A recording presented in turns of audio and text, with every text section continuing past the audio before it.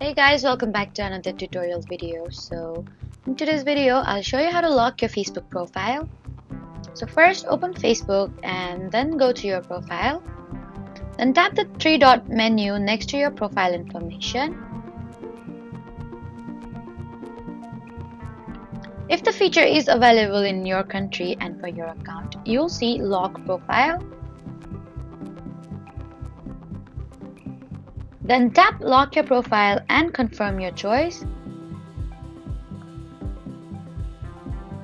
Once your profile is locked, people who aren't your friends will have more limited access to your profile content, and your profile and cover photos may also receive additional privacy protection depending on your Facebook's current setting. If you don't see the lock profile option, then the feature may not be available for your account or your region. So that was how to lock your Facebook profile in about a minute. Please do not forget to like, comment, and subscribe for more helpful tutorials. Thank you for watching.